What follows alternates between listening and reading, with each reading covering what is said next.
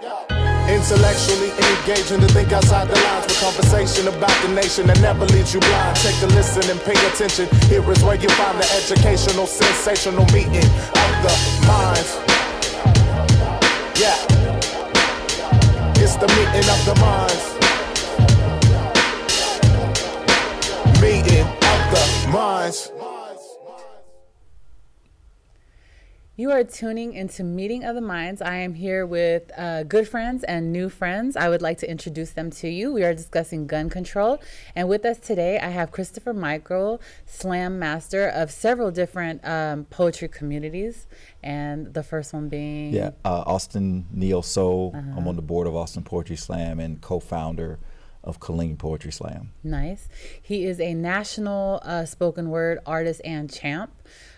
He also has a publishing company, 310 Brown Street. And you've published quite a few books with that, one being Nuclear Orange. Yes, I've published 2 of my own, 2 anthologies, and I think 8. I lost track of how many books I published. I published a lot of books in the last 2 years. Yeah. So I actually might be coming to see you about something like that. Oh, yeah. So I would have to go to my website, 310brownstreet.com, to figure it out how many I've published. But you are really, really, really excellent. You did a poem the other night for, not the other night, but not too long ago for Black History Month, and you took on the, you were the church. 16th Street Baptist Church Speaks is the poem. And you took on the church, as the view of the church that was bombed with the children inside. And that was one of the most amazing pieces I've ever seen.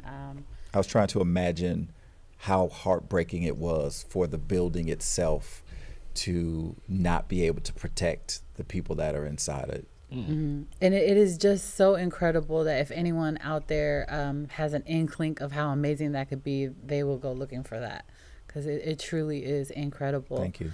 So let's see. You are also a vet, and I've seen. The funny thing about this is I don't really know where everyone stands on the issues that. So before you go saying that I, was one-sided, I really didn't even know everyone's views. I have a little glimpse and hint, but I don't know. I know that you're a vet. I've seen you post a little bit here and there about guns and your perception of what safety should be and what should be laws around that. So I definitely thought, okay, well, Chris is so articulate, so educated, so smart, so beautiful, wise, kind. Let's bring him on the show to discuss these things. So he's here with us today. Yes. So you were online, and I was trying to find somebody, and then I was like, Gabo needs to just come through because you just are a social media personality. And you are also volunteering with the Austin Police, is that correct? Yeah, I'm on the Austin Citizen Police Academy Alumni Association board.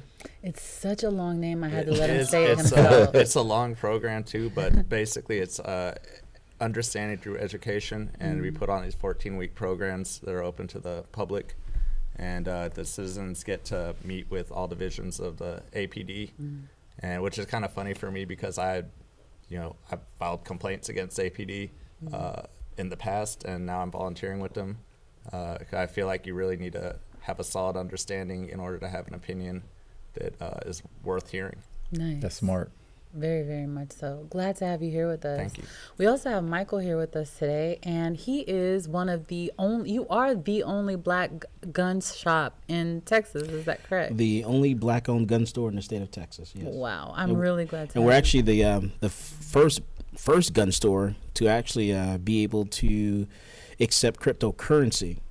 So we did that like back in 2013, where we actually accept cryptocurrency to be able to purchase guns or take classes or anything like that. So we do Bitcoin, Litecoin, Ethereum, and all that stuff. So put a bookmark in that, because that's going to be very interesting for later on in the conversation. I would like to know, would those purchases be anonymous and so forth? So we'll talk about that as well. Let's definitely put a bookmark and make sure we go back to that, because it's very, very important.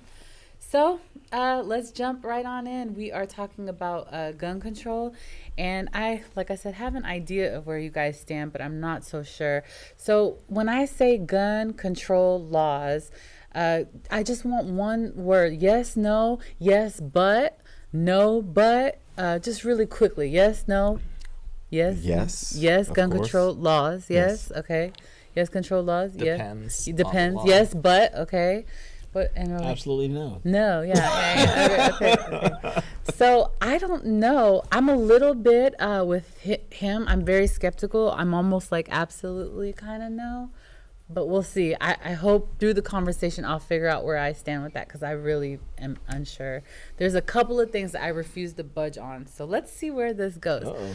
So in what areas, Christopher Michael, do you think that there should be? Well, we already have gun control laws. Yeah. So when people say we need gun control laws, we already have them. That's true. I do believe that, and some of the things that I believe people can argue against because of the Second Amendment. But I think part of a well-regulated militia means that the people who have firearms should be well-regulated. There should be training. There should be classes. There should be a better background check system, or at least a background check system that people are actually utilizing properly. Close some of the loopholes. I mean, I'm all for owning weapons, because. Okay.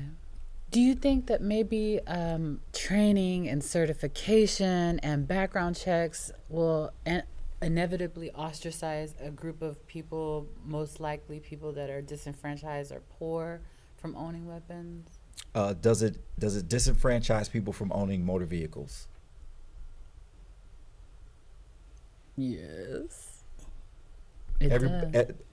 You may have a right to something, but just because you have a right to something doesn't mean that you have the means to have it, or even everybody should have equal opportunity. Okay, so explain the automobile to me again. Okay, so I often think about regulating weapons the same way we regulate cars. I mean, there's some rough comparisons between the two, but I'm licensed to carry. I don't have to be licensed to carry in order to own a weapon. You don't have to be licensed to operate a motor vehicle in order to own one. You have to be licensed to have one in the streets. But if we regulate who owns a car, we know who owns the car, we know when and where they bought it. They're required to have insurance. Except for the argument of the Second Amendment, there really is no reason why we can't do the same thing with weapons. Yes, everybody should be able to have one, but we need to know who has them. Even though I agree with that, who has them, it still makes me nervous. I mean, I go on Fort Hood to the ranges, and in order to go on Fort Hood, I have to register my weapons with the military so they know what I'm bringing on base. But I don't register all my weapons with the military because I'm just a little paranoid. I don't want everybody to know everything I have. Exactly. But when I purchase the weapons at the gun store, somebody somewhere has a file with my weapons, when I bought them, the serial numbers and all that stuff. So somebody knows and somebody can find out. I'm still a little paranoid. So there's things that I want to see happen. But there's another part of me that just doesn't trust the government or the system or the people. Actually, the government is great. It's the people who run it that are the problems. Yeah. I'm like, I like the government system. I'm shaking over here. But we got a lot of crazy people running it. So I mean, let's examine that even with the vehicles, right? So if we even go with that with the vehicles, and I try to look at it from a perspective of people of color. So even that, if you have people of color that are more targeted, let's say, for example, when they're in their vehicles. We don't know if that's true, but there's a lot of stories and accounts out there of people feeling like they are discriminated against, or driving while being black, right? And so someone like that gets pulled over, and let's say they get there's so many different things, a ticket that they can't afford, and then now it gets out of control. Now their license is taken. I've been through that. Okay. So then now they're banned from operating a vehicle, right? Because they couldn't afford to pay those tickets and so forth. And now they're banned from being able to operate this vehicle. And now they get pulled over because they don't have a license, and it spirals out of control. So back to looking at it again, is that will these regulations impact people of color from being able to arm themselves adequately. And then also if people are, and I'm just trying this stuff on for size. I don't even know. These are just the ideas that worry me, I guess. Right. And you're covering a lot right now because there's some things that he said about the automobile. You have to remember when it comes to automobiles and it comes to firearms are actually listed in our Bill of Rights. And that's why we call it the Bill of Rights, not the Bill of Needs. So when it comes to that, the vehicle, that is a privilege. And people don't understand that. It actually is a privilege for you to be able to drive a vehicle, have a vehicle, and all that stuff.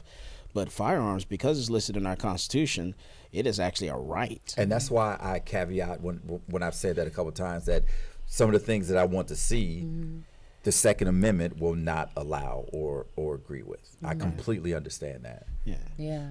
And then I like what he said about, you said about how, you know, you're a little weary about people knowing what you own. And then something like with the Black Panthers, like, I don't know what they were doing was, I think what was so threatening was the fact that they believed in arming themselves. And we should, you know, as a community, because gun control laws actually were originally for blacks. It was so that free slaves could not have access to firearms. That is where your original gun control laws come from. So we're talking back in the Jim Crow days. They said, you know what? We do not want freed slaves to have access to guns. And that is why I'm totally against any form of gun control at all, because it always goes back to the black community. It always targets the black community. Everything that we're doing today, the stuff that we just saw this week in Florida, it actually targets the black community. If you're saying that someone who's 18, 19, 20 years old can't purchase a rifle, you know what you're saying? You're saying single parents, young couples cannot protect themselves in the state of Florida anymore. That's going to affect the black community. That's who that's going to target. Because the reason they came up with this is because of that shooting that happened in Florida. So you have this kid who goes to a school, shoots up the school. The police had actually visited this kid's house 39 times. If the police come to your house 2 times, what's going to happen? Someone's probably going to jail. The police comes to my house 3 or 4 times. Someone's definitely going to jail. 39 times and no one went to jail. So there's a focus on guns being the problem in that situation. The gun was not the problem in that situation. The child was the problem. And the failure was on law enforcement that nothing else. I mean, how many times does something have to happen before you step up and say something? Or if they had better background checks, like, listen, we've come to this house 39 times. We need to be notified before he purchases a weapon. No, you can't purchase it. Not saying you can't own a weapon. We're going to say, you got to tell us first if he buys a weapon. We're going to go talk to him before we allow that sale to go through. And see what they did was, so they created a law so the person at his age can't buy a gun. But is that going to prevent him from getting a gun? No. Do you think we all know that person, right? We all know drugs. 2 years later, do you think they're going to be less crazy all of a sudden after Does it the prevent police them have been from there buying a 39 gun times? or prevent them from owning a gun? It's purchasing. So they can still own a gun. I got to read the bill because I don't know if it's owned, period, but I know it's definitely purchased. Yeah. So I got to check and see because it's really a messed up Well, bill, in Texas, it's like for a handgun, you can't buy one until you're 21, but you can be gifted one. Is that correct? Right. So you can't purchase a handgun from a gun store But like until you if your turn parents 21. bought you one. Right. Your parents can you give could you have one, that. or someone can give it to you as a gift, or buy it but you can buy it as a private sale. Okay. A handgun, but you can't buy it from a gun store. There's so many directions I'm being pulled. You said one thing. There's 3 things that are up on the table to talk about. One was that he mentioned that we're focusing on the gun and not the violence. Like, is violence more the issue than gun? Right. And then there was another thing on the table was also the demographic that these things keep happening with. So yeah, And the one I threw in was that the laws that they're passing just aren't effective. They're Band-Aids. They're Band-Aids. Exactly. They're not waiting 3 days. Is that really going to solve? Is that going to make a difference? Did this kid buy that gun and then go out the next day and use it? No. What is 3 days going to do? I mean, And that was just one instance. How many other shootings have there been where people did purchase their weapons legally? And I mean, he purchased his weapon legally, but majority of your shooters are like 20, and actually like what is it, 25 to 35 years old. So they're well of age. Yeah. Finish that thought you were about to. Because we make laws to stop criminals from doing stuff or stop somebody from doing something illegally, but they're not a criminal until they do it. Exactly. Make an illegal thing. So I'm in my 40s. I can buy as many weapons I want to legally, but none of those laws are going to stop me from doing something heinous. Yeah. They deter. They help reduce. I'm not opposed to the laws because they can reduce, but that's not the problem. The problem is the problem is a cultural problem. The problem is the mental health care system. The problem is seeing a white kid not being as dangerous as a black kid. This guy has a license to carry. He's in his car. He's notified me he has a license to carry, but I'm gonna kill him anyway. This kid is 39. I've got 39 phone calls on this kid telling me he's dangerous. He's gonna shoot up a school. He's gonna do something. He's gonna be okay. Can't come to the school with a backpack. He's not allowed to. There's so many things wrong with that. Yeah, so I know. Okay, I know we got to go in that direction, but first I want to backtrack on one thing. So we've heard people on Facebook say stuff like, we need to ban assault weapons, but assault weapons are already regulated. Is that correct? Yeah, any weapon is an assault weapon. No, Well, assault is a verb. Okay. So when people are talking about assault weapons, really what they're really talking about are military style weapons. Yes. So that's something that you have when you're in the army or whatever. It shoots multiple You rounds. can kill a lot of people. No, at when you once. pull the trigger, it shoots multiple rounds, Right. either 3-round bursts or multiple rounds Right. automatic. But a semi-automatic usually is what civilians can actually purchase. Each time you pull the trigger, the gun will fire. That can be a handgun, that can be a long gun. And they get caught up in the cosmetics of the firearm because it looks like the same gun that the military uses, but it doesn't function the same way. And people are saying no one should be able to own that, and I disagree with that. Yeah, because it's no different than any other different type of rifle. It's just the cosmetics, the way it looks. I mean, a lot of hunting rifles are more powerful Than that. and So shoot just as fast. because And no- just to clarify more definitions, said semi-automatic. The only thing that makes it a semi-automatic is that it loads around into the chamber automatically. That's semi-auto. And Each time you pull the trigger, it's going So to fire one because round. no one is really here to give us the other side of it, just to play devil's advocate for this moment, they would say something like, weapons should be to defend yourself, like immediately from, but no one needs to be able to defend themselves to, like, basically no one needs that much firepower. But I disagree with that. I totally disagree with that. Even if you go back to when our forefathers, so to speak, actually wrote the countries, Constitution, yeah. right? They said, well, you know what? Here's the Second Amendment. Here's what it says. And think about what was happening at the time. Okay, at the time they had muskets. People always refer to it. Well, they only had muskets at the time. Well, you know what? That means that a civilian could have the same powerful weapon that the military had. Right. They were equal. So there's no reason why we shouldn't be equal today. Right. So then another argument that they would use, because I see them, would say is that, do you really think that you could, I want to argue my own argument. They said, do you really think that you can combat tanks and helicopters? And my answer would be yes. Because nothing beats ground soldiers. Like, the whole part of why we had problems with taking over Afghanistan and we try to take those places with tanks and airplanes, and it's we not And they working. can't Yeah, because the exactly. people are defending themselves against Yes. what? Another government. Yes. And so the founding fathers of this nation knew that in order to preserve themselves as white leaders, that they had to allow for that to be a threat, to prevent from tyranny happening to them, was that you had to be able to let people arm themselves to prevent tyranny, right? So here we are. I think it's funny how we let something in Florida try to change the direction that this country is going, and you base it just on Florida and what happened there. I think it's irony that they're not focusing on Chicago when you have so many black mothers that are suffering because of what's being happening in Chicago and nothing is done there. Do you know they don't even have any gun stores in Chicago? There are not even any gun stores in Chicago. That is like the highest rate of murder. So the argument is, if 'cause I can argue both sides of this too. Yeah. If gun control works, how come it's not working in Chicago? Right.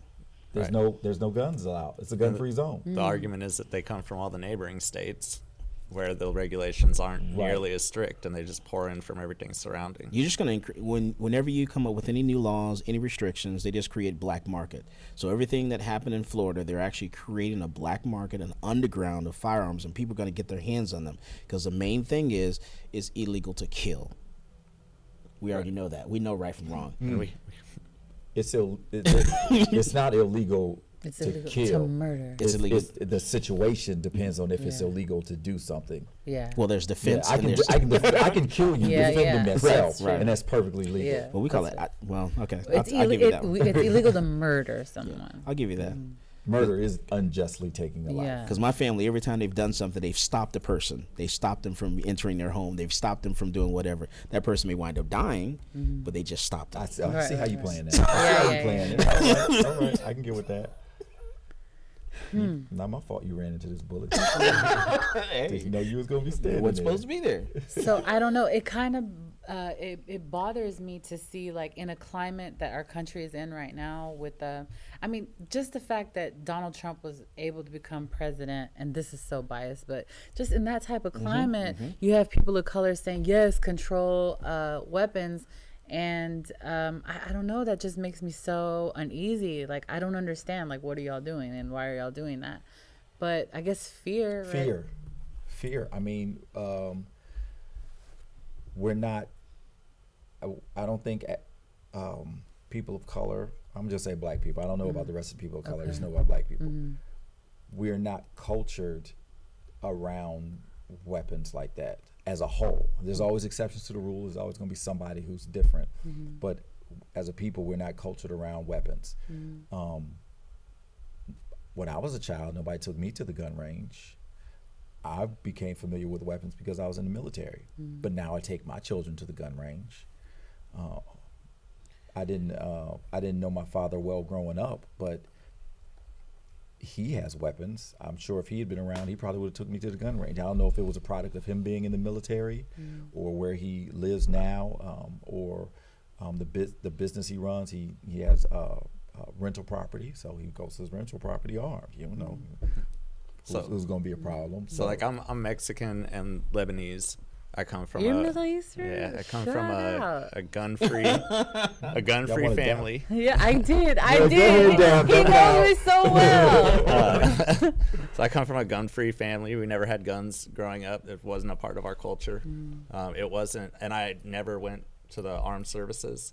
I had learned about guns just through some friends I had that had property and got invited to go shooting, and I wanted to continue to do it. And I figured, well, if I don't have a gun of my own, I'm probably not going to get invited. So I took this as a moment to test out, how easy it is for me to go get a gun. And I went and I looked and I picked out a gun, and I said, this is during the time where there's an ammunition shortage. So it's hard to find like 9mm 22. So I didn't want a gun that I couldn't get ammo for. So I picked a little 38 revolver, and they ran all my information. About 20 minutes later, they walked me out of the store with the gun and the ammunition for it. And, at that time I thought, this is a little crazy. But when I take on a hobby, I try to really get interested in it and understand everything fully as best as I can. And so then I got another gun and learned more about that one, and then started putting ones together to learn how they operate. And the more I learned, the more I appreciated it, and the better understanding I had about how a lot of the laws and legislation that people are trying to push aren't going to be effective. And so it took me going out on my own to educate myself. And so I think that gives me a unique opinion, because it wasn't like the people that are born and raised with this. Now, I have a 5-year-old, and I teach him about gun safety. He knows you don't touch that without daddy around or without a grown-up around. And I feel like, if he's ever in a situation where him and his friends are playing at somebody's house and they find a gun, he's going to be the kid that's like, we don't touch that. He knows, to get an adult, versus somebody that's like, oh, this is a toy, and does something bad with it. I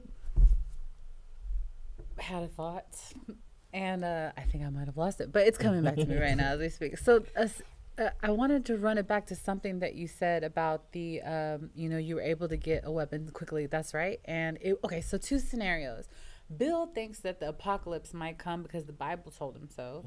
And so he's preparing for the day that things might go down. And so he's getting a whole bunch of semi-automatic weapons and, that's cool, right? But our friend over here, Christopher Michael, thinks that a zombie apocalypse is possible. There's a reason the CDC website helps you prepare for the zombie apocalypse. And so he's preparing for that. But he goes and gets several semi-automatic weapons. Okay. And do y'all think that it might go differently with that being on record? Like when a group of black people decide that, hey, we want to have a gun club, versus a group of white people who say, I mean, even in photos, when you see a white man with a gun, he's going hunting or it's cool. But when you see a black man or a black child, like if you see white kids with a gun, it's not as taboo as when you see black kids with a gun. It may not be, but I'm definitely questioning some things. I see a young white male with a gun, I might run the other direction. Well, now if they're wearing a lot of black and maybe have You're absolutely right. That's two on the money. But still, they don't get data. I'm a data guy. Unless he's like rocking like a very gothic look, nobody's really going to be concerned because now that stereotype has something. But I'm saying, let's say blonde eye, blue eyes Rebecca is holding a gun. It's like fine, look, they're practicing weaponry. There is the irony that our public persona is much more dangerous than that of somebody who appears to be white. Because in the movies we're pimps and drug dealers, we're gangbangers in the movies, we're low life criminals in the movies. White people are high level white collar criminals. They steal your money, but they swindle you out of it. They don't shoot you to take it, at least not on TV. So when you do see a white person with a gun, you think hunting. When you see a black person with a gun, drug dealer or gangbanger. And because of that, that's why people are surprised when that bank robber walks into the bank and robs the bank. It's not black, it's actually white. You're surprised by who the actual criminal is. How many times you're going to be surprised over and over and over again? Yeah. And that's what happens. And then when blacks come in contact with law enforcement, they're, because of movies, their guard is up. They don't let one thing pass by them. But when that officer comes in contact with someone who's white, who typically, looks like they just graduated from Westlake High School, they're less likely to be on guard, and that's why they end up getting shot, because their guard is not up. It is quite a conundrum. Why do you think that it is the demographic of poor white kids that are doing most of these shooting? And I heard I listened to a broadcast that had a real amazing theory. I'll share it with y'all after I see why y'all think that maybe. Why do you think this is the demographic? Like, why aren't kids in the hood showing up to school shooting the place up? Well, I don't have an answer. There's nothing I could say about why I think white kids shoot up schools that wouldn't sound just bad, because I don't have any facts to back it up. But I wonder if white kids shooting up schools, it seems more uncommon in the media, so we see it more. I mean, there's like shootings in Chicago that happen on a regular basis that don't blow up in the news. It's common, or they're just not willing to cover it. But either when a white kid shoots the school, or not so much a white kid did the shooting, but when a bunch of white kids get shot up, that's what makes the news. It's more alarming. Yes, not because of the shooter, but because of the death of the white kids. And there's only two incidents actually three. You can name Columbine, the one that happened in Connecticut, and now this Florida shooting. Ask anybody about anything else, and they probably don't remember what other shootings actually took place. There have been so many school shootings in American history. The first school shooting was 1764. 10 people. One person, the principal was shot, and the rest were chopped up with melee weapons. 10 people. Whoa. 10 people killed, 2 injured. Wow. So this is not new. It's not oh my God. But Columbine and the UT shooting in 1960. Well, the UT shooting in 1966 was a big deal. I mean I wasn't born in '66, but I've heard about it. But Columbine was the one that it shook the world. Like, oh my God, does this really happen? Yes, it's been happening for 300 years. What are you talking about? Really, you don't think that it's increasing? Like, you don't think that there is a correlation between us disconnecting with people? I ran numbers a of couple of course years you ago. I don't did. remember what the numbers were, but I ran numbers. What did you come? I ran up with the numbers of school shootings from 1764 to I think 2008 or 2012, whenever the numbers were available to me. And one of the things I noticed is that the number of shootings increased with the population. So is there that many more shootings, or because there's 330 million people in America with guns, granted, there's 330 million people in America, the proportionate number of shootings has increased. And So if we have and 660 million people, then maybe there's going to be double or triple the number of school shootings during that period. more population, more schools. Yeah. I think this is a big part too, though, right? Because now we have information at our fingertips. Before Yes. something happened across the country, you probably never hear about it, right? If a couple kids get shot, it may not make it all the way down to you, but now Now we you have hear it as information it's at our happening. fingertips instantly. Before it's even over, you're watching the live stream of it from, and this is just not within the U.S., but all over the world. So I think part of it is that we're more aware of what's happening. Yeah, you're getting Facebook Live, Twitter, Instagram, Even on everything. TV. And we didn't have that 20 years ago. The alerts. When we grew up, there were 5 channels, and that included PBS. Now there's hundreds of thousands of channels, so there's not enough content to fill all those channels. So every little thing we get to see popping off, and we get to see it at an instant, and we don't have to wait till we get home to see the prioritized news from 3 different news channels. We get to see all of the news instantly in our hand. Man. I don't even have to stop working. I just pull it up on my desk and I can see what's going on right then and there. Right. And it can be overwhelming, and it just seems like it could be that things seem worse than they are. Yeah, and I think some of the solutions would be we need to get back to our basics. We need to get back to one, education in schools with firearms. We used to have shooting clubs and things of that nature, doing things with kids after school, some other type of programs other than your basic sports. Get back to Saturdays. Man, what happened to cartoons on Saturdays? There are no more cartoons on Saturday. I remember getting up on a Saturday morning, getting a big old bowl of cereal and just sitting down in front of the TV thinking, oh my God, I'm glad it's not Friday and I can sit and watch my cartoons. We don't even do that anymore. Starting off with Captain Kangaroo, rest in peace. Kids are not getting that chance they're not getting that family time to be kids. This kid in Florida, his mother died, his father died, he had a guardian or whatever. He was not getting the love that he needed. He was crying out for it. Girlfriend left him, so that's also why he did this shooting on Valentine's Day. There's a whole bunch, involved in that. So, do y'all think that I'm a poet and I am prone to conspiracy theories. Like I know you have a little bit more of a level head than I do, but I really delve into conspiracy theories. you guys need to go one of those little poetry slams at my place. Sometimes more conspiracy. Okay. Yeah, we'd like that. Sometimes more conspiracy than theory. But do you think that there's something I'll give you my sinister? Do you think that there's something sinister going on? Like it's just propaganda to disarm? Like, because do you think? See, yeah, Chris always is like that about conspiracy theories, but I'm all for it. Okay, so the Because they don't. It isn't. The shoe don't fit. The problem with that conspiracy theory that they want to disarm, we are still a capitalist country, and there is too much money in guns. We don't stop things that there's money in. No. Cigarettes kill people. Yeah, but they want the right people to have the gun. Alcohol. Okay, I agree with that. Okay. But they're not. There's no money in that. But see, because look, a black kid has weed on him and a white kid has weed on him. Which one is more susceptible to getting the charge? Black. I mean, let's just be honest. Well, yeah. So now you got a they might charge put on us in you. jail, but what? So now can you get a gun? 'Cause if you have like a record of something or something. That's valid. Correct. Okay, That's so valid. That's how it all starts.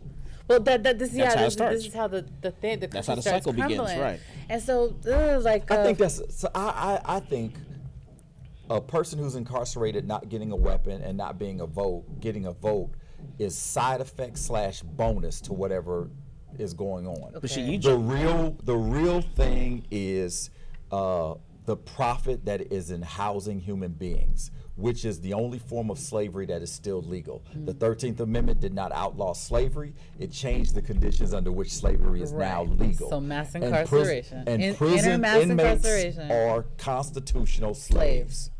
And there's money in that. But then you got the bonus of, oh, we don't have to worry about them voting and changing these imprisonment laws. Right. Now we don't have to worry about them getting weapons and trying to start a revolution or So something let me like make that. sure more black men get more charges to keep weapons out of their hands, to keep them less armed. So like I'm trying to like help people understand why these laws will affect people of color more than anyone else, any other demographic, and how it always does. How laws always singles out a group more than another. So yeah, if you are a part of another demographic with money, getting that certification, that time, also you having multiple guns might not be a problem. But let's say I believe firmly that there's going to be a zombie apocalypse and I want to prepare for it.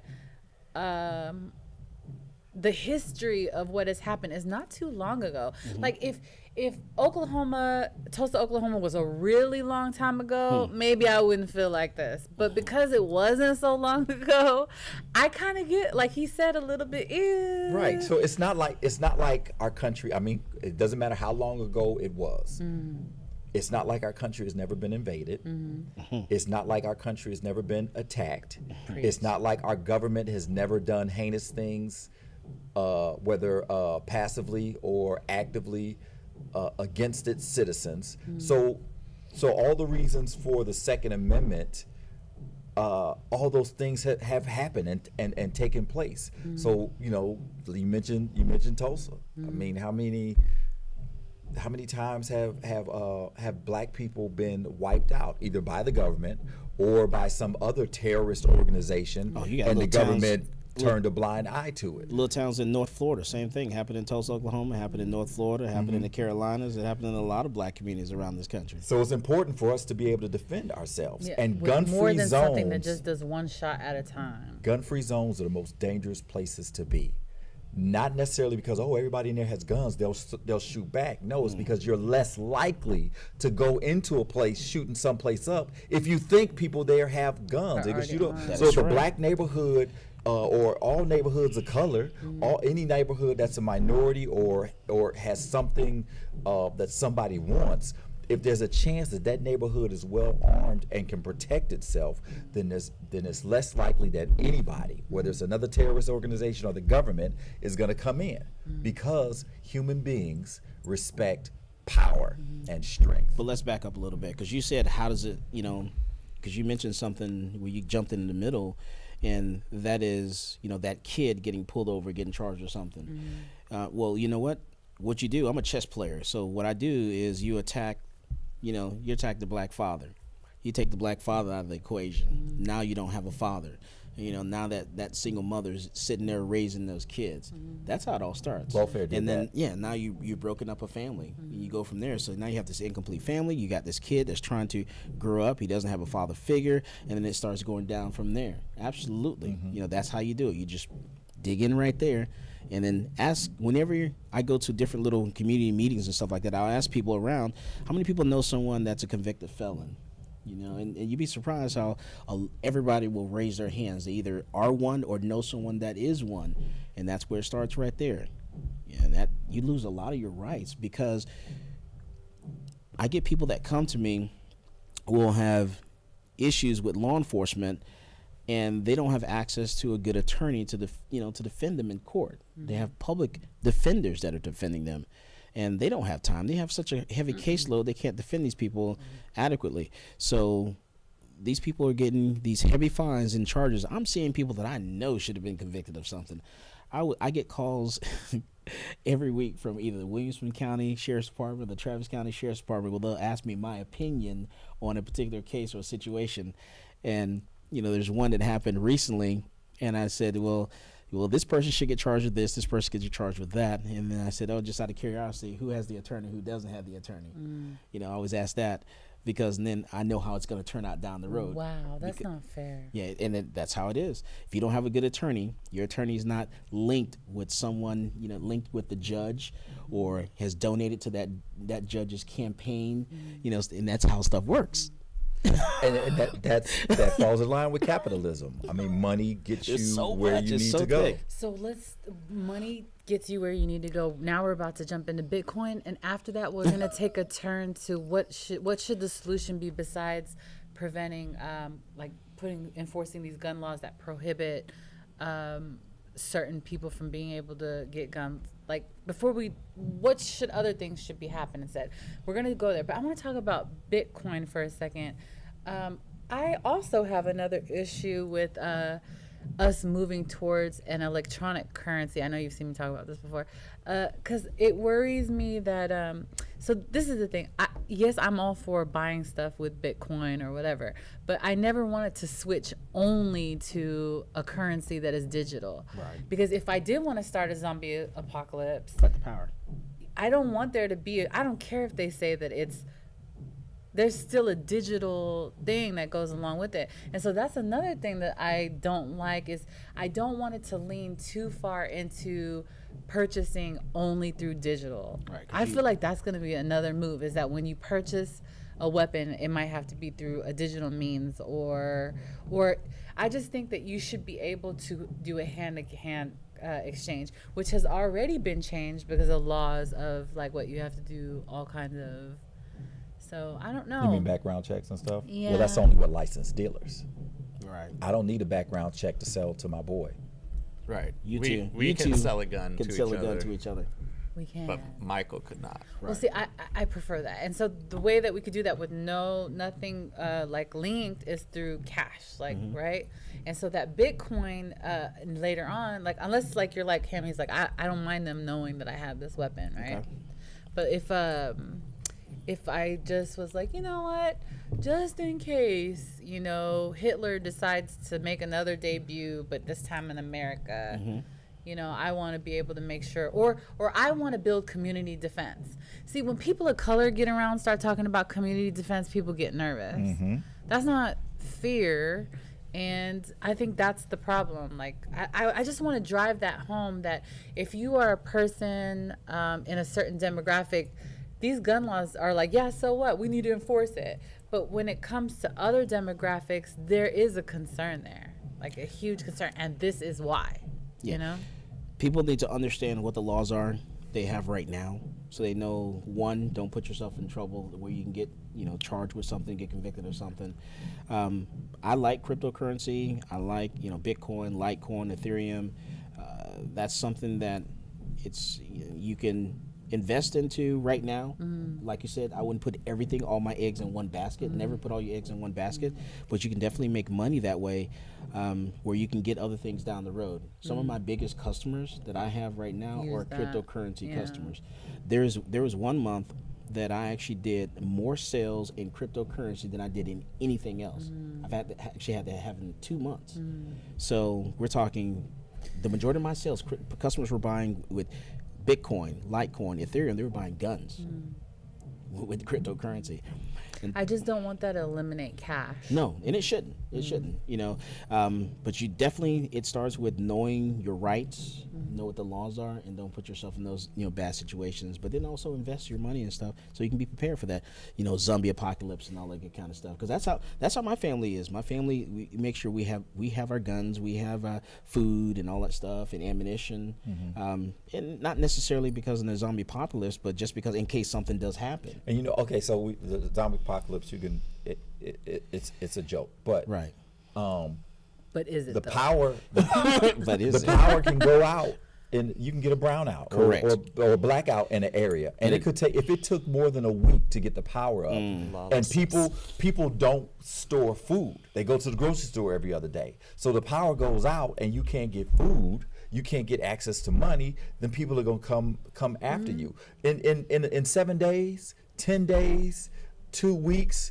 people, Lord of the Flies is real. People will start to revert to their animalistic state and not, turn to werewolves crawling on all fours. But when you hungry, when your children are hungry, you will do whatever it takes to feed them. Go live in a hurricane zone. And if that means, yes, a hurricane. I lived in Hurricane Andrew, and I'm telling you right now, 2 weeks with no power, no electricity, no food, no water.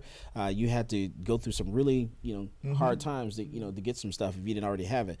And that was no joke. And that really made me think, okay, boy, we need to get some guns. And when somebody's breaking into your house because a hurricane or a flood or whatever came through, blizzard, anything, any natural phenomenon could create this situation. And there's a bunch of people breaking into your house because they think that you got food. Just a couple cans of peaches. And law enforcement is not coming. Yes, there's no, yes. Or what if there's they're no trying to take 911. over your land and there's 10 of them and there's only one Anything of you? to be able to defend yourself. That's that AR-15 is an equalizer. So let's talk about the AR. Yeah, so there was things about that. Okay, so what are the solutions? Like, okay, Saturday cartoons might help, really, honestly. But what else? Like, what else? What should the focal point be? Like, if we're saying these gun laws that y'all are putting in, it's really going to actually affect this demographic more than anything else. The Intact demographic families would help. Okay. Socializing. Okay. Fathers helps. spending time with their sons will help. It is so hard for one person to raise another child is so hard to do. I only have so much capacity to raise a child, and eventually I'm gonna have to take a break. But if I take that break, my child is now alone, or my child is unsupervised, or is not getting the love and attention that it needs, and people get adversely affected from that. When it's a long-term situation, people are adversely affected. So I think that's just one of the many problems that contributes to these mass shootings. How many of them had broken homes, or bad, not just broken homes, but bad home situations? I mean, there's plenty of people. There's plenty of single mothers. There's single fathers. There's aunts and grandmas raising their children alone. I know it can be done. My mother raised me by herself. But then again, I still have my aunt and my grandmother. Shout out to your mom, Shout by out the to way. mama and all these. Yeah. So my mother still had a way to get a break, and there was other people that I could socialize with. But what about those people who don't have that? Then that child is left on his own devices, is not properly shaped and reared. The welfare system created that, and it affects white people as much as it affects black people. There's a lot more white people on welfare than there is black people, but you can't have an intact family on welfare. No, because if the husband is in the house, then you ain't getting no money. So that destroys the family system, which leads to that. I think there's so many other things. Food, our water, they find the drugs that we consume, we have to pee them out. We pee them into the toilet. I mean, the toilet goes into the sewer system. Let's play it's devil's recycled. advocate. Let's play devil's advocate. Let's say I want to destroy a group of people. How would you destroy an entire community and just focus on that community? Well, number one, I would pump drugs in those communities and let them sell drugs to each other and let them get hyped up on the drugs. I would actually put guns in that community, because guns are traceable. You can run certain number of guns and figure out where they came from and all that good kind of stuff. So how are these guns getting to these certain type of communities when people can't even, actually buy them? Also, I would actually convince a whole group of people, why don't you just go ahead and get an abortion? Abortions are great. Shout your abortion. That's a powerful thing. I'm all for choice and all for making a decision, all that good kind of stuff. But in New York City, do you know that more black babies are aborted in New York City than born? And that is the most saddest thing I've ever heard of in my life. Abortion clinics, when abortion clinics started, they were put in black communities, right. and they targeted blacks and minorities. Two things that are the most racist things on this planet is abortions and guns. I think you need to throw the prison system in there too. Oh yeah, don't forget about that. Yeah. What do you think needs to be done? Like, what do you think some of the solutions are, like, to this? I mean, I think it's going to start with education and people sitting down and having conversations like this. I think part of the problem, the reason we haven't been making a lot of progress, is people only tend to care after stuff like Florida or after a tragedy do people care? And then a couple months later, everybody forgets it and nobody really is having these discussions. But you can't pass any law that's going to be effective without an understanding of the technology. And I feel like so many of the people pushing for gun control laws that I feel are going to be totally ineffective have no idea what the subject is. So how can you put a law for it if you don't understand the subject to begin with? And so definitely education is going to be our biggest ally in the fight against gun violence. And I think another thing we need to keep in mind is that mass shootings and gun violence, mass shooting is definitely a form of gun violence, but the majority of gun violence is not mass shootings. Right. And people really only care about mass shootings, and really we should be caring about the gun violence epidemic as a whole. Of that, mass shootings are a very small percentage of it. Very well said. We haven't discussed the NRA, like how tragic, and we're like running down time. Oh, say it. Okay, so one of the I posted on Facebook a couple weeks ago that gun control threatens profits. When The talk of gun control is great for profit. it is, even when there's a mass shooting, we gotta take everybody's guns. Let me go get my gun before they take one. It's a great week in the gun community. Yeah. Great month. Really, you see more business when that happens? Thank you for educating us. Oh yeah. Oh yeah. People Are you want kidding me right now? what you think you're not going to be able to have. I've had more ladies, older white women, 70 years old, call me and say, Michael, I want to get me one of those bump stocks. I'm saying, ma'am, what do you want with a bump stock? Do you know what that is? No, but I heard they're gonna ban them in Florida, so I think I want to get me one. Investment. I've had this new phone system where I can record conversations, and I record certain things, and I go back and listen to it. It's like, wow, that person actually just say that to me. It's like, yeah, they really did to say that to me. Yeah, it happens a lot. Whenever there's any type of shooting, anything like that, we get so busy. I actually do classes. I do handgun license courses, a lot of classes. So when we get into a season like this, when there's a shooting, we end up doing 4 classes a week. I do a class on Monday sometimes, Tuesdays, Thursdays, Saturdays, Sunday, and I just, those days I don't do a class, I just have to get caught up in paperwork, all because there was a shooting, and people are like, okay, I need to take my own personal safety in my own hands, and we get busy. And when I say I do a lot of classes throughout the week, I'm talking their classes filled with like 40 people.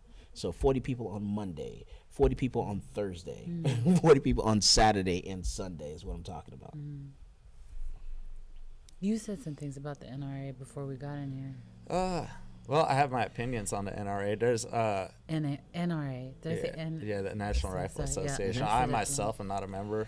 I believe some of the things that they do are good. I think some of the rights, our Second Amendment rights that they're fighting for, I totally agree with. We fall short on some things. I was not happy with their silence on Philando Castillo. Yes. That bothered me quite a bit. Which shows the importance of white Americans' gun rights, not everybody else's. Correct. Because they should have been Johnny on the spot and standing side by side. They should have been railing against the system for what happened to Still them. to this day, haven't said a word. Not a word. And I think they were started out really good. They were about education and lobbying for our rights. And I feel somewhere along the way they've strayed from that path, and maybe just some people's rights. No, I don't think they've ever strayed. I think they've always been that direction. And people always come up with this lie that the NRA was formed to help blacks get access to, their gun rights, and that's actually not true. They stopped using blacks as a crutch. So if the NRA was formed to help blacks get, their rights back, then half of the people that were on the NRA board would be black or African American, but they're not. They're old white males. Yeah. So tidbit of information. The NRA put $31 million into the presidential election. $11 million to support Trump, $19 million to stop Hillary. But I am a conspiracy theorist. This is how I think, right? Black people don't like Donald Trump. That's not a mystery. So if you get Donald Trump saying, I love guns, black people are gonna be like, gun control, gun control. I honestly don't understand. I'm a conspiracy theorist all the way through and through. Fam. Here's what Something's not right here. I suspect something. I'm gonna mess you up because I don't understand why blacks. Yes, I don't understand why blacks don't like Donald Trump because Donald Trump. And he's gonna tell you why. We got 5 minutes Sound left. like He just drop that bomb right there. Because here's why. Donald Trump was there when he was younger, and he was in those neighborhoods when that young black male got shot in his front yard. He got shot 49 times trying to pull his keys out and his wallet out to show the police that he lived right where he was going in. And they shot him 49 times. Donald Trump was there marching next to all the black leaders. Donald Trump was there when the young lady got assaulted. He was there marching down the street with all the black leaders. All of a sudden now, this guy runs for president, and because some little redneck hippies are supporting him because of some stuff that he's saying, now we're actually turning Donald Trump into a villain. Well, Donald Trump turned himself into a villain. Well, because he's that type of person that when it comes to Twitter, he's just like you. He's just like me. You know, we say what we feel. It's not presidential, but Actually, we say how we feel I absolutely on social don't media. do that on social media. I do. I am very cryptic on social media. And even if somebody pisses me off, I want to complain about them, I'll wait a couple months and then post it so it won't be associated with that person, because my intent is not to attack somebody. My intent is sometimes to vent or whatever. So he's nothing like me. I'm cryptic. Right. You may think you know what I'm talking about. You don't know what I'm talking about or who I'm talking about on Facebook. I think that me was directed at me though, and I'm definitely guilty of that. I still think that he used racist people, religious racist people, to get his platform, and he milked that, and he went that way. He went to with get it. the spot that he has. He rode the wave. And beyond that, you have people that have been in this country for 30 years, have gone to college, and now they're getting the boot. Like all of that is just. What do you mean by that? I hear your mama saying something. What'd Whatever she she said. What'd you say, Mama? And they served in the military, get booted. Like, this is like, so the moral of the story is that people of color do not like Donald Trump. So whatever he's supporting, you're going to get a natural push. They even got the babies coming out being like, take our guns, take the guns. Okay, they're not saying take the guns. But basically those laws will have a trickle-down effect that will impact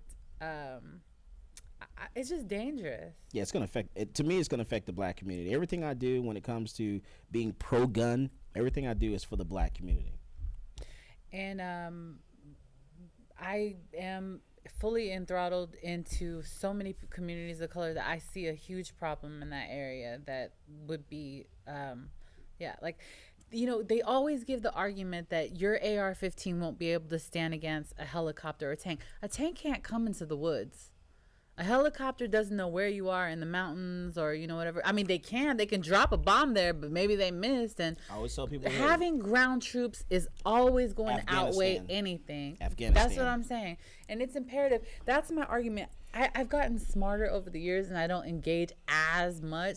So when they say stuff like that, I'm like, and I don't say anything, but I'm thinking it, Chris. So the AR-15. First, the AR does not stand for assault rifle. Armor light rifle. It stands for Armor Light. It's the name of the company. I'm not trying to big them up or get them any profits. You can bleep this if you want to. I believe it a blab. But but the AR-15 is no different than so many other semi-automatic rifles that actually are that people hunt with. The only difference is it's got a hand grip, it's got a different stock and forward sight. Cosmetics. It is cosmetically made to look like an M16, but it cannot stand up to. It cannot go blow for blow with an M16. I mean, of course you can convert it. I can convert a 9mm into an automatic weapon. But the AR-15 it just looks badass. It's not. It's my dad says the AR-15 is a BMW on a VW chassis. Let me give you some real quick 30 seconds on Texas gun laws. All right, in Texas, it goes all the way back to 1870. It's actually legal for someone to actually openly carry a long gun, a rifle or shotgun in Texas. It goes all the way back to 1870s. You can walk down Congress Avenue openly carrying a long gun in Texas. You can have it concealed. You can have it in the open. You don't need a license or anything. But when it comes to handguns, in order for you to have a handgun in Texas, you got to have a handgun license. You have to be going from your home to your vehicle, inside your vehicle. There's a premises and control, your place of business, a watercraft, boat, travel trailer, camp trailer, truck camper, motorhome, horse trailer, living quarters. So those are places you can have a handgun. Got to have a license, outside of those places. Our laws, go all the way back to like the 1870s. They never touched long guns. So long guns, you can do that with long guns. So to see what they did in Florida was actually pretty crazy to me, because it goes all the way back to 1800s with the gun laws and stuff. So I wanted to tell you that stuff real quick. Good. So, But I do acknowledge, I don't want to say the AR-15 is a problem, but you have to acknowledge it is the weapon of choice for mass shooters. Is So- it Actually, though? no, Is it's it? not. I Actually, don't think pistols so. are. More mass shootings have been committed with handguns than they are long guns. This guy didn't even use a high-capacity magazine. He used a 10-round magazine. The reason he used a 10-round magazine, because the high-capacity magazine couldn't fit in his bag. He couldn't stick it in the school. So he used a 10-round magazine. And he'd have been better off I do using a take that pistol. back because there was a couple school shootings a while back Right. where they had ARs or shotguns, but they they were didn't like in use the them. car They or were in something the like that. vehicle. They used Right. their pistol. Well, I mean, use a think pistols. about, let's say, if you're going to go shoot up a place. What's your magazine capacity of your pistol? 15 round. I have one. The biggest one I have is 12 rounds. 12-round magazine? Okay. He used a 10-round magazine. Do you know the reason why he stopped shooting? Is because he was using the AR. The problem with that? He used the AR. He's firing shots. Boom, boom, boom. You know what happened? It got hot. It malfunctioned. He dropped it. He left. He'd have been using a pistol. He'd been to shoot more people. He pulled that fire alarm because he wanted to get much more effect. He wanted to pull the fire alarm, pull more people in the hallway so he can shoot as many people. So he what I hear you only saying killed is 17 people. If the AR hadn't been such a crappy weapon, he would have killed a lot more people. If he had to use a pistol, he'd been able to kill more people and just change magazines out. what were you gonna say? Well, And if that's you're going to bad. go into, like, let's say you want to go into a mass shooting, right? I would take something that's easy to conceal, right? So a pistol is a lot easier to conceal. You can carry multiple pistols on you. It's a lot easier to wield 15 than a round rifle magazines. inside a building, right? The rifles, there's a reason that, like a lot of law enforcement use short barrel rifles. These are not suggestions. They're These are definitely- not, we're not advocating school shootings. Not We're at not all. saying go in. No. I don't want the FBI, NSA knocking on my door because they took our advice. Appreciated. And this is why I tell people, use a pistol at home for home defense rather than a long gun, because you can't go around a corner or something like that with a long Right. gun. So that's got to stick out. But if you use a pistol, that's easier for you to go around a corner to defend yourself. I with can a lay on the pistol. floor with it. I can 15-round hide in the magazines, closet. and you can carry a lot. I'm sorry. Go ahead. That was about it. I think Yeah. y'all hit those points, right? So it's not an ideal weapon Yeah. for this. It's not where it excels, and focusing on that, you're really just ignoring Which the shows problem. the joke of the politicians who are trying to make laws to appease the community, or even the community rearing up, because they're rearing up against something that isn't really the problem. It's the easy catch. It's the low-hanging fruit instead of attacking the Speaking of actual low-hanging problem. I'm gonna give you your conspiracy. Here's your conspiracy. yeah. This whole thing is nothing but they're saying Donald Trump is not a good gun salesman. But you know what? All this talk of what he says something one day and turns around and backtracks the other day. What we should do is take the guns today, and then we should worry about due process later. Is what he said. Then he came back and said, he said something totally different after that. And people got all in this uproar, and then people rushed to the gun store, start buying guns. Do you know that every major manufacturer in this country for the last 3 weeks, ever since that shooting on Valentine's Day, have been so backed up, more backed up than they have during Christmas time. It is unheard of to have a manufacturer where they can't get stuff out the door the same day. I can go to my distributor and say, hey, I need this. Go ahead and ship it out the door. They'll get out the same day. They're actually 3-4 days backed up. I never experienced that before, ever. Not even in 2012 when they had the shooting in Connecticut. Media, do you think that they present, like, let's say the AR-15 in a kind of romanticized kind of way? Does that have anything affect? I wouldn't really say. No, because you don't really see that weapon in movies. No magazines, maybe? Gun magazines? No, you don't even see that. I wanted to hit on gun magazines. I felt like we kind of really glazed over Yeah, like that's some why. easy, low-picking Even- fruit. even- yeah, which even are in movies. high-capacity magazines, right? That's another big topic as There you far as go. people are discussing with like gun legislation or proposed solutions. And whether or not you agree or disagree with it, the problem I have with that is that you're taking is just like with bump fire. you're taking something that you said, this is cool for y'all to have. You're not breaking any law by having this. And then they want to turn around overnight and say, well, now you're a criminal. And I have a problem with turning law-abiding citizens into criminals because you didn't give up something that you were told you could have and that you followed all the laws to get that. I think it's funny that President Obama gave us the bump stocks. It was actually approved under President Obama, and who was a Democrat, and the Republicans are going to take it away. Didn't know that. Also, under the Obama administration, we were able to carry in national parks. With your handgun license, you can carry in a national park. That was actually signed and approved under the Obama administration. We actually got more gun rights under President Obama, who was a Democrat, and we're actually getting gun control under this Republican president currently right now. Interesting. Okay, I got a question. The majority of some of your gun control that we've actually had in this country actually came about by Republicans. Ronald Reagan, the Brady Bill. You know who Brady was? Ronald Reagan's press secretary. We got the Brady Bill background checks because of a Republican. Okay. All right. Question. So so there's discussion of a law that where anybody who has a license to carry in one particular state can carry in any state. Concealed in the carry US. reciprocity. Yeah, concealed carry reciprocity would be nationwide. Now it's just a few states. Like I can't go to Maryland. Maryland don't want to have nothing to do with me and my guns. Don't go to Maryland, New York, New Jersey, Massachusetts, Connecticut. Right. So how do you feel about national reciprocity, in particular when it comes to states' rights? Like I like the idea of me being able to carry my gun anywhere, but then somebody from another state who there is no classes or really regulating. Just, hey, I want a license to carry. You got one, bam, and now I can carry a weapon, and then come across state lines. I think they're gonna have to come up with some type of training, universal training, just like we do our driver's license. Hey, you go to. But I don't like this again. Is there money involved in the training? There is. How much? Hey, there is. Because you want training. You think training is great. So I think there is a class. You need to know what the laws are. All the laws are different in every state. The rules of engagement of using that firearm is going to be different in every single state. What you can do in Texas, you cannot do in Georgia. You know, what you can do in Georgia, there's some things in Georgia you can do there you can't do in Texas. And so it's really difficult when it comes to crossing state lines, and you're just going to get yourself in trouble if you don't know what the laws are. See, I just don't like this. But I'm for concealed carry reciprocity. I think that your handgun license should be recognized in every single state. Absolutely. I think that it's okay to be able to have a license to carry. Like, okay, you have a license to carry. Even that I have a little bit of a problem with, but fine.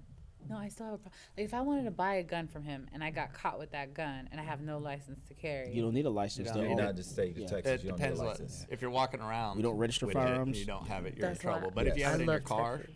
fine. Yeah, we don't register firearms, and you don't need a license in order to have a firearm. So if I bought one from him today and I got caught with it, nothing would happen. You're Fine. not getting caught You with can it. have a You loaded own it. handgun in your vehicle right now. That handgun just must be concealed in the vehicle. You don't need a license for it. Your house, your car, and Travel trailer, your, camper trailer, truck camper, motorhome, horse trailer, living all that quarters. stuff is your home. And Texas recognizes that as your home, and you have a right to protect your home. I like that, and I want to keep it that way. I really do.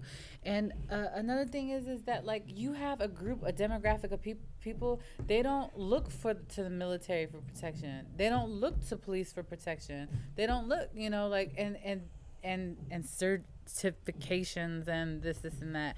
And I don't know. I just feel like Well, you shouldn't depend on law enforcement to come and save you anyway. That didn't work in Florida. You had 3 police officers standing outside that school and was too afraid to go inside. I mean, my goodness, they're just like that teenage boy. They don't need a condom because they're not coming inside anyway. oh my goodness. So another thing that I feel like is I don't think we see each other. Like, there was a comedian that was on BET, and I was just watching on Netflix. I can't remember him. He has real pretty eyes, beard. I can't remember his name right now, but he's on Netflix. He's a comedian, and he was talking about, man, like, when you see somebody that looks suspicious, like he's got a trench coat on, or if he walking around, like, we need to say something. Like, you can sometimes tell when people are a little bit off, or if police come to your house 39 times. I remember seeing something in the news about Michael's store where somebody that was not right came in and How did that go?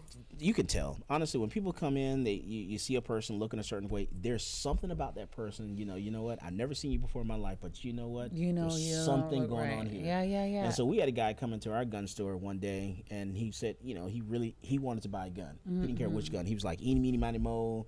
I got the money, and I need 150 rounds of ammunition, and I need it right now. And so my clerks use a code word. Hit a little button, use a code word. And so I came out talking to this guy, and he said, he wanted to buy a gun. And here's, in the end, basically what he wanted to do was he wanted to go down to the little hospital in South First in Ben White, and he wanted to shoot and kill everyone at the hospital. And so we knew something was wrong with this guy, so we hit the silent alarm and had the police come down and arrest this guy. So what could he be arrested for? Well, terroristic threats. He really wanted to go to the. Did he say it? Did he say it? Yeah. He actually did say that.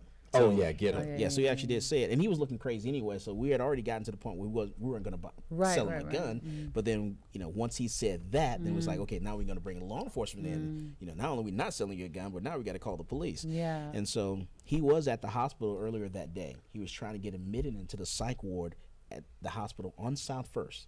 He couldn't get admitted into the psych ward because they ran out of beds. So they released him from the hospital. So he walked out of the hospital, walked up the sidewalk, walked into the gun store to buy a gun, to go back to the hospital, shoot and kill everyone in the hospital. So here's a big problem that's being neglected more than anything else is that, first of all, we don't see one another. Like when I go to the store, I make it a point to look at people in the eye, and sometimes we be like, hi, how are you? Sometimes just, hi, how are you? Some people feel like they're not even being seen, that they're invisible, walking around invisible, right? I say that so they can take me off their list. Hey, that's how you one, doing? You know what I mean? Come on now. How you doing? Everything all right? All right, he's off my list. These are actually facts, yeah. But also, when you see something is wrong with somebody, not just dismissing it, right? But the other thing is, do you know how hard it is to get someone help that is mentally... Yeah, I worked in the prison system for 7-8 years, and there were a lot of people there who... The prison is the de facto mental health facility. There's a lot of people that, I don't want to say they're criminally insane, but they do things that a person of average, normal, healthy mental status would not do. Cray. Yeah. So we had a guy in the cell who had rubbed feces all on the wall. It was all in his body and stuff. And we were trying to get him transferred out to mental health, and we couldn't get anybody to do it. And eventually a provider showed up and said, this guy should be in mental health. That's what we've been saying. We're saying it for a couple of weeks. Nobody listened to us. So we finally got it. We had to get him out, shower him down. It had been so long that he had feces balled up into his hair of his body hair. It takes all that to get you help. Right. Somebody who rubs feces on anything needs to be evaluated for something. Right. There's people who play the system. We got plenty of people play the system. I've had people who would fake nobody crazy just to get into a cell by themselves, so they can have some peace and quiet. Takes it just way too right. You so, really need it, yeah. So we don't put money instead of putting money towards mental health. We wind up putting money to deal with lawsuits or deal with insurance or bury people. Yep. No matter what energy is not destroyed or created. It just moves from one place to the other, and it works with so many things. If I don't put the money here, I'm gonna have to put it over here. So I invest money into my vehicle, so I don't have to wind up paying for it when it breaks down. It's the same thing with mental health. So on that note, do you know anybody here know anybody that shouldn't have a gun, like that you feel like, that's my buddy, but like that guy probably shouldn't have a gun? Like the people that I know that have weapons, I don't worry about them having weapons. Well, not people that have, but it might be somebody that doesn't have a weapon, and we're glad that they don't. Like I have some friends that I'm like, man, like they're cool, but like I don't think they should. There's one or two people that I think that would hurt themselves. So how do we balance our rights with, say, making sure people like that don't have guns? And I don't have an answer to it. I had a friend give me a call a couple of weeks ago. Said he was having a problem. He said the walls were closing in on him, and it was getting real tight, and he needed to do something. So I called 311, got a hold to a counselor here in Austin, and three-wayed that counselor in with this person because I wanted to make sure that they talked to him. So the counselor's talking to this person on the phone, and then after a little while, the counselor said, you know what, I think we need to send someone to your house because I'm concerned. And so they actually sent APD to the Austin Police Department. And so APD showed up, and the officer immediately, came in and said, hey, we're checking up on you. And the person got defensive, say, hold on, I know my rights. I don't want you in my house, and I'm not coming out of my house. And so they raised their voice, and it started going a different direction, and that scared me. So then I got on the phone. I said, hey, I need everyone to calm down. I'm going to stop what I'm doing. I'm going to drive over there, And so I went over there, tried to calm the situation down a little bit. Got a counselor actually drove over there, pulled them into a separate room. I kept the officers company, and calm that situation down. What it does, it takes us getting involved. When you see something, you say something, you need to get involved and actually do something and act. 3 days later, about 4 or 5 of his friends sent me messages on Facebook, and they was like, this is 3 days later. I think so-and-so has a problem. I'm concerned with them. My response to them was, he's dead now. That's my response, because that was 3 days later. The day to do something would have been that day. You knew something was wrong with him. Why didn't you do something that day? But he wasn't dead. You were trying to prove a point to them. I wanted to prove a point to them because they didn't act. They didn't do anything. They let 3 days go by, and they said, I'm concerned about so-and-so, so-and-so. Well, it's too late now. He's dead.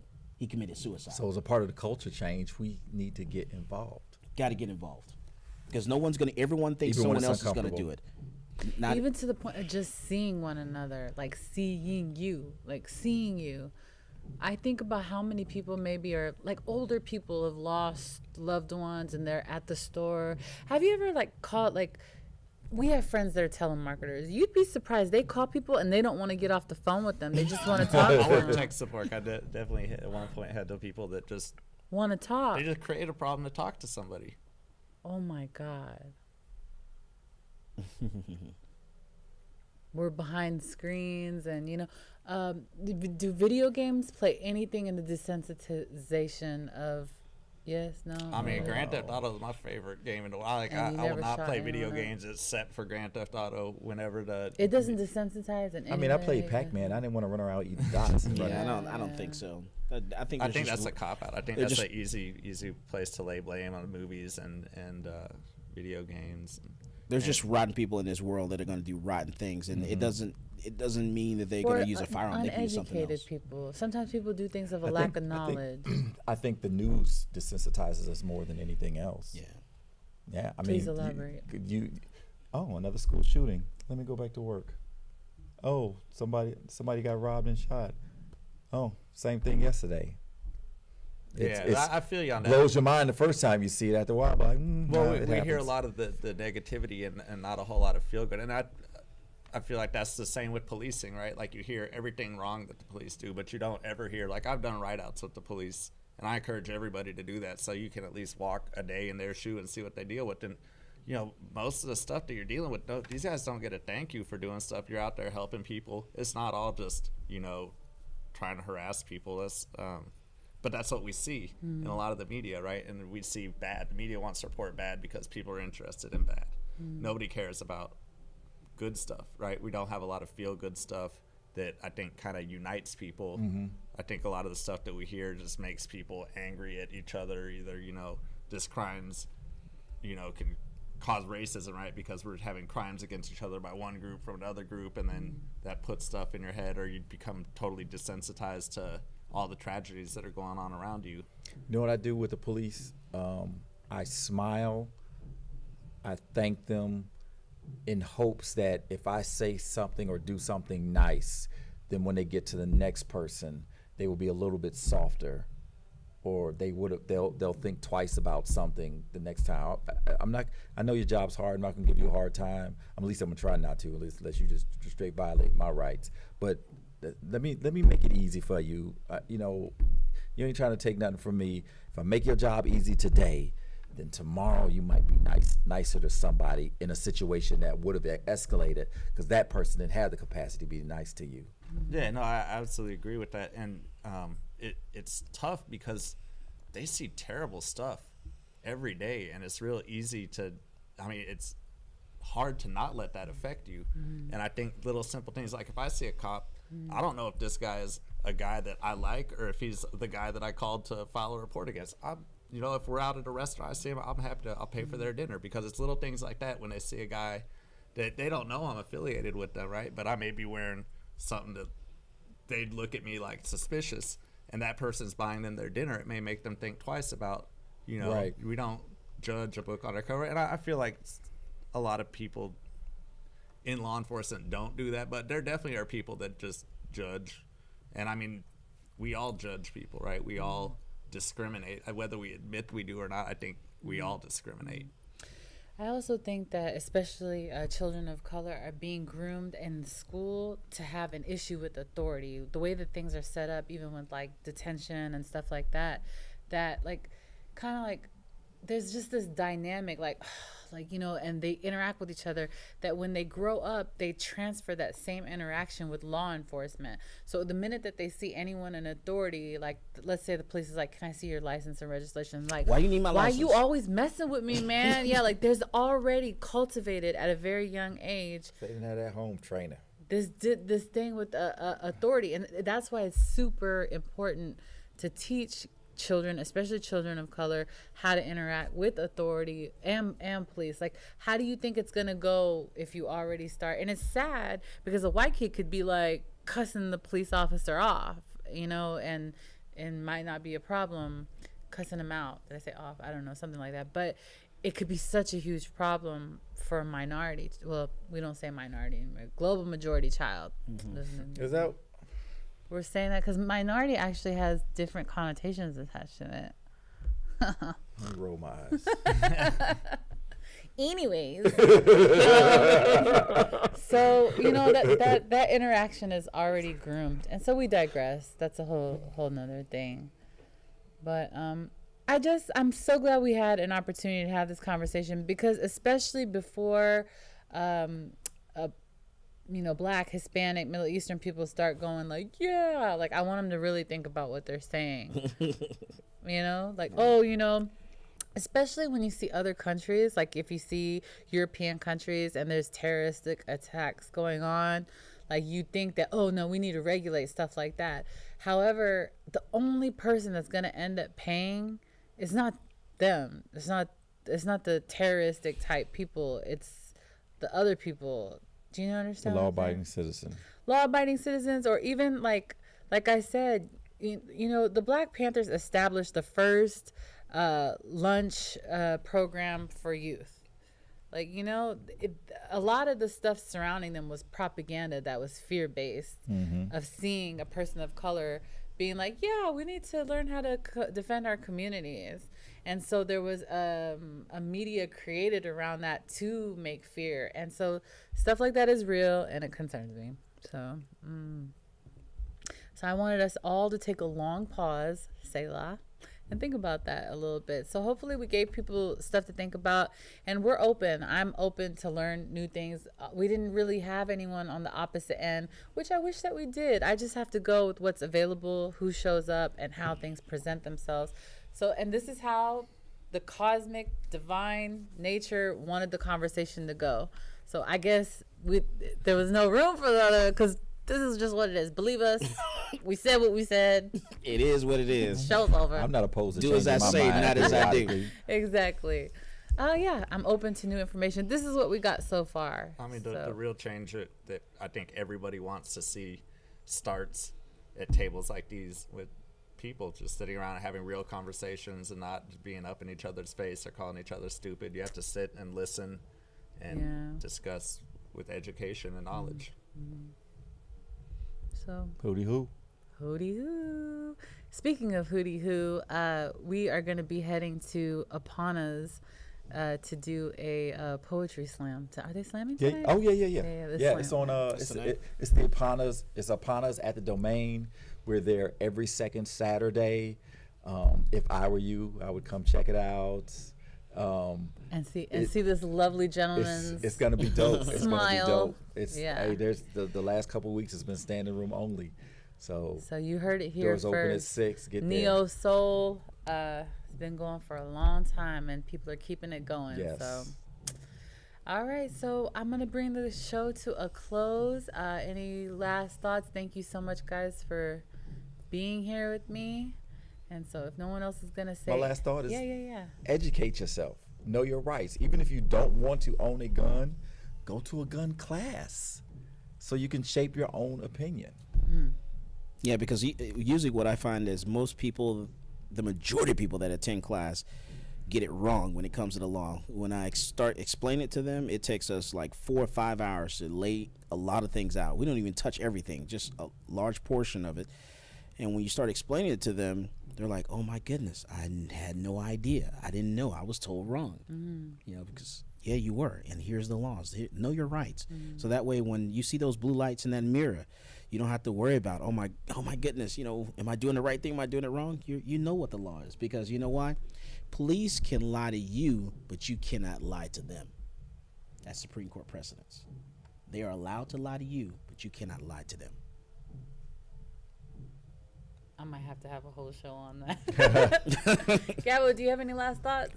Well, I think I'm just going to chime in here with everybody else.